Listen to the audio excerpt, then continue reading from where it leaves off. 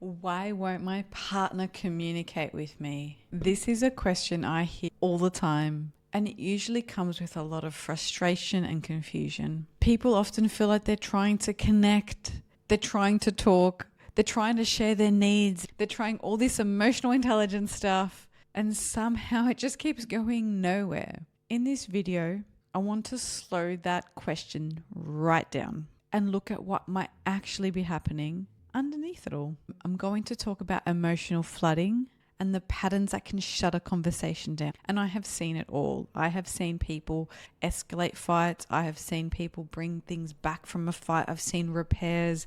I have seen people at their best and at their worst in our sessions. And so I've got a few things that I'd like to share with you. I'm going to talk about how the way we start these conversations can sometimes be heard as criticism, even when that's not the intention. And how our past experiences with conflict can shape how safe communication feels to us now. And I'll share some questions that you can ask tonight that can help open things up rather than make things worse. If communication feels hard in your relationship and you don't really understand why, this video will help you make more sense of it.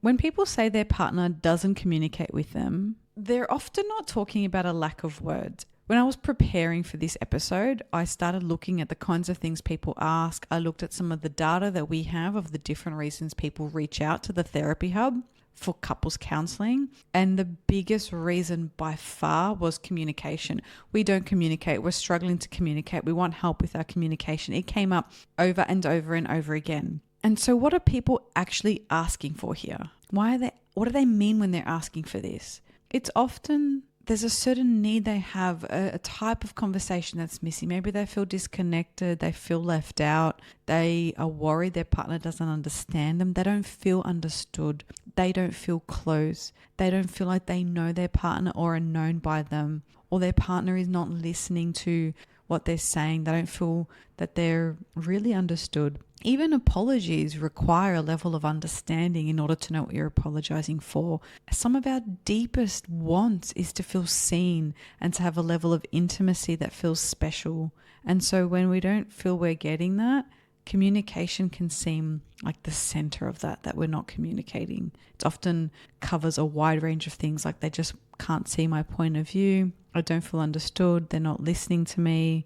They keep trying to justify things, fix things, take problems away. And none of that is what I want right now. The other side of that is issues not being talked about, things being swept under the rug, conversations being avoided, not even difficult conversations, maybe just they might feel awkward, or it's a level of intimacy that feels way too vulnerable and so it gets avoided. That can fit under this as well. What isn't said and what isn't talked about can hold a lot of weight in a relationship. Most of the time, this question is both a communication skill and an emotional availability. Both of these things need to happen together. We need to be emotionally available and we need to have the communication skills to have these conversations. And they don't have to be tough conversations, but for some people they do feel challenging, especially if they feel foreign or different, or it's not what you grew up with, or that level of intimacy feels really strange and these kinds of conversations feel too vulnerable. And I've been planning and scaffolding some of these conversations as I plan for my relationship New Year reset, which I'm running live in January. And if you missed it live, that's okay. It'll be available on demand.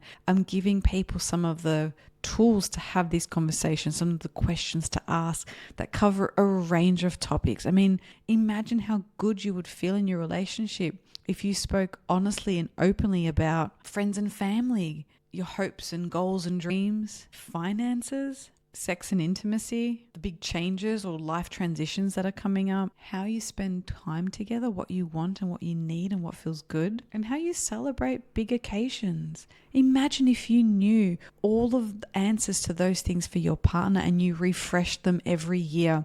That's what I walk people through in my workshop. But a big part of what catches people off, or I guess lets the conversation go astray, is emotional flooding and shutdown. And flooding is a physiological response. Our heart rate increases. You might feel your mouth get a little bit dry. You might feel tingling. It's got that stress kind of feeling. And when we're flooded, good conversation, it doesn't happen. We're not in a calm, rational part of our brain. We're not regulated enough. And that's when we might start getting super defensive. We might stonewall. We might attack back. We might start getting really nasty and say things that we regret. And we know that that's not our healthy adult self. That's not the calm, grounded person that we want to be. And flooding is so important. It's one of the things that I work through with my couples. We can spend a lot of time just trying to regulate the body's response. Now, emotional flooding happens when someone is overwhelmed.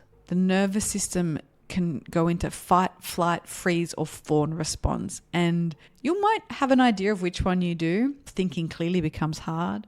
We might shut down, withdraw, or an escape can feel necessary. And what looks like a refusal to communicate often comes from self-protection. And it doesn't mean, I'm not saying that that's a good strategy. I'm saying if you're the one who shuts down or your partner's shutting down, it is scary for both people. It is overwhelming for the person who's in shutdown and for the person who's not in shutdown and they're trying to communicate with their partner or have a conversation and that person in front of them is shutting down and withdrawing.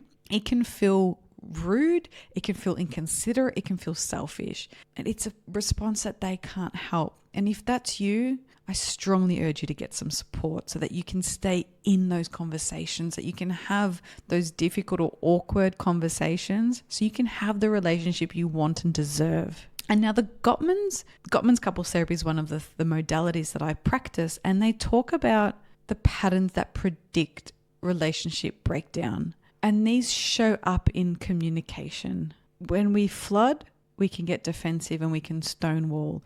If someone asks us something in a way that feels critical, defensiveness can come up. So we call these the 4 horsemen, and we have contempt, criticism, defensiveness, and stonewalling. And contempt in particular is one of the biggest predictors for divorce or separation. And contempt can be very slight. Sometimes couples I see fight, they're very maybe demure, very polite, and they don't say awful things, but there's a hint of contempt in their voice.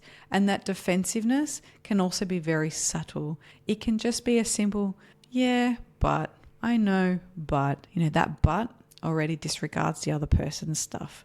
And so if you're noticing those 4 horsemen creeping in your relationship, we need to look at their antidotes. And I'll do another video about that. Let me know. Now, criticism can sound like an attack on the person's character. It's very different to say, it hurt my feelings when you were late. And criticism is, you're never on time. And you can see that it starts to pick on the person's character. Sometimes we hear criticism when the other person didn't mean it. And there's a difference between intention, impact, and interpretation. Some people are very sensitive to feeling like they're being criticized. So something as simple as saying, you said you'd be here at 7, it is now 8, the lasagna's burnt. It actually really hurt my feelings because I put a lot of effort into that. They might hear that as criticism. And if that's you, if you're hearing that as criticism, go and get some help because you don't need to feel that way. And your partner should be able to bring to you things that bother them or times that you've let them down or disappointed them. And you cop it, you take it, you accept that, yeah, that you're right. I said I'd be home at 7, I'm here at 8. Doesn't mean you're a bad person, doesn't mean you're a shit partner, but you can take accountability and responsibility for that. Defensiveness is when we shift the focus away from understanding. Oh, but you're always late. Oh, you never told me you were cooking lasagna. Oh, but there was traffic. Oh, but it wasn't my fault. We start getting defensive. Oh, but you never let me know. Last month when I cooked for you, and we start deflecting and defending ourselves. Not a helpful strategy. It's one of those 4 horsemen. That conversation, not going to work well. Stonewalling, that can often happen when someone's flooded. They might physically be, but it's kind of like they're not. They've kind of disengaged from the conversation. Or they might get up and walk away.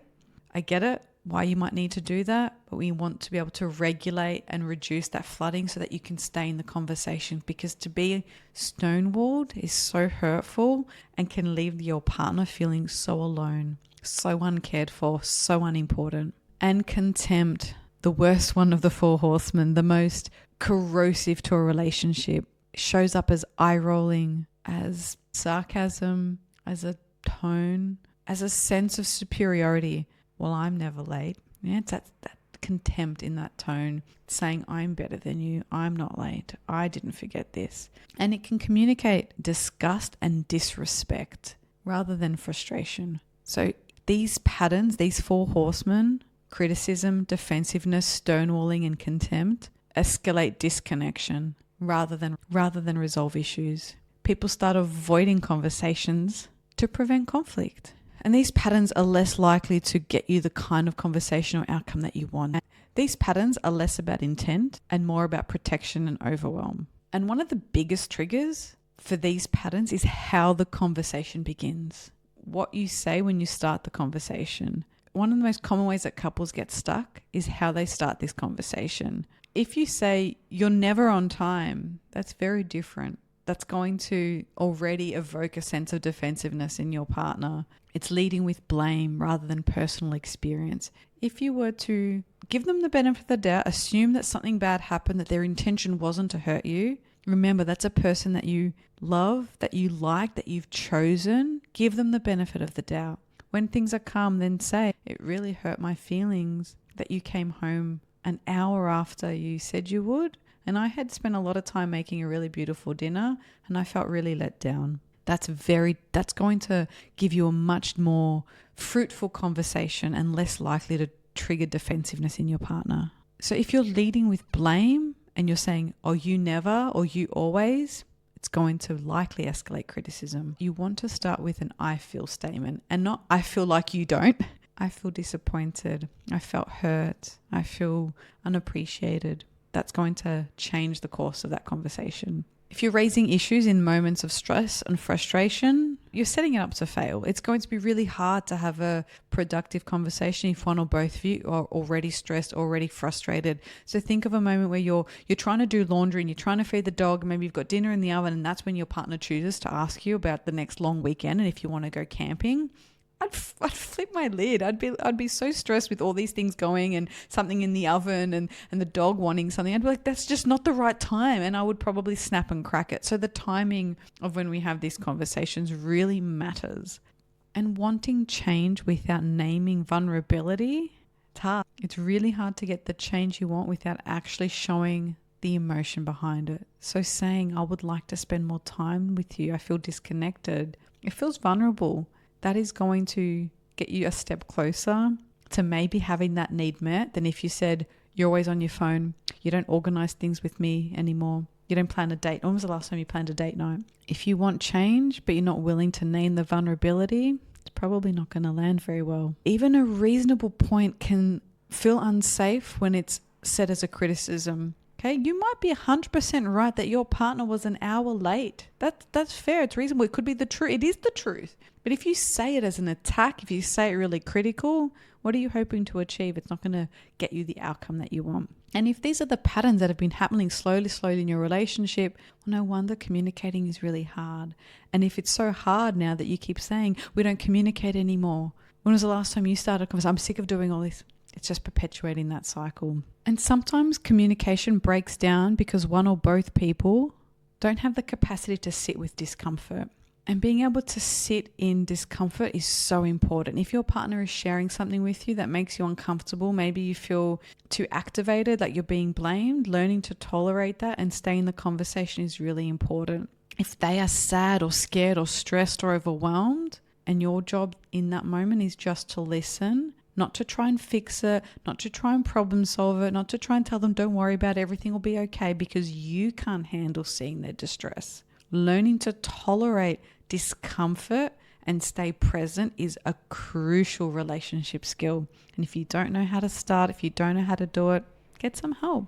Make an appointment with a therapist, listen to some podcasts, read some self-help books, get on top of that because it will change your relationship when you can sit in that distress, in that discomfort and tolerate it so you can have more productive, honest, vulnerable, tricky, difficult conversations. Your relationship will thrive. Capacity matters just as much as willingness. And I see so many people come to me and they're willing to, but the capacity is not there. And that's a great first step to know that they want the skills to have these amazing relationships and they're willing to learn and stretch themselves. And it's like fitness. It can take time. You can need to build it up. If you're unfit and you haven't run for a little while, it's going to hurt when you run. If you've never run before, thinking about running a half marathon feels out of the question. Maybe you're just running for 1 or 2 kilometers a couple of times a week. Maybe the pace is really slow. So if your partner is still learning this and their pace is really slow, you can't rush it. And you can sit with that discomfort, recognize that they are trying their best, and then you get to decide, is that enough for you? Can you be supportive while they're learning something new, while they're willing to try? And the last thing I want to talk about is how conflicts were handled growing up. How you learnt about conflict can shape how you handle conflict now. If you never saw your parents fight, then the idea of a fight might mean the relationship's over. It might feel so unsafe that you want to avoid it at all costs. And conflict is not a bad thing. Healthy relationships have conflict. They have differences. It's unavoidable. It is impossible not to expect to have differences. You're different people, different bodies, different brains, living in the world with 2 different sets of experiences. You're bound to have a difference and you're bound to have conflict. But how your family handled that shapes what your comfort is and how prepared you are to have those conversations. If you're curious about this, if you haven't thought about it for yourself or for your partner, here are some questions I'd like you to ask each other. How was conflict handled in your household?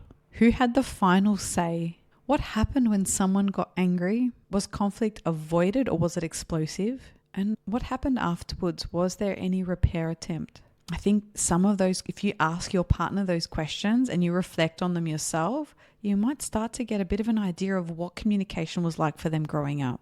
And so if you're listening to this and you're thinking, oh my goodness, I don't even know where to start, it's okay. I've got a few more questions that you can ask each other tonight. And if you think you need a little bit of extra support, I'd love for you to join me in my live workshop of the Relationship New Year Reset so you can have your best 2026. I want you to have your best year yet in this workshop, and it'll be available on demand afterwards. I'm going to step you through 7 topics, 7 conversations that will transform your life, that will transform your relationship. But if you're not there yet, just something little to try tonight. I want to share with you some questions that I've pulled out of the workshop that I want you to expand on with your partner. So we've got the questions that I mentioned before about how conflict was handled. A couple more questions that you can ask your partner tonight. What feels hardest for you when we disagree? What happened in your household when someone got angry? What happened in your household when someone got sad? These questions invite understanding rather than demand change. And you can spend a whole evening talking about these. One of the biggest lessons here is communication struggles are rarely about someone being difficult. People often want connection. They don't know how to get it. And sometimes the way they do it pushes their partner further away. They don't know what questions to ask, or they feel like they've tried and they didn't get the response that they wanted, or they want to do better, but they get flooded. There's a lot that goes into this. It's actually really tricky when you think about it. Patterns can change with awareness and support and learning a few new things along the way. If this video has stirred something for you, if you feel frustrated or confused, maybe even relieved to have a different way of thinking, a different perspective, I want to normalize that. Communication struggles are rarely about one person being difficult or unwilling. They're usually about nervous system, history, capacity, and patterns that can make some conversations feel unsafe.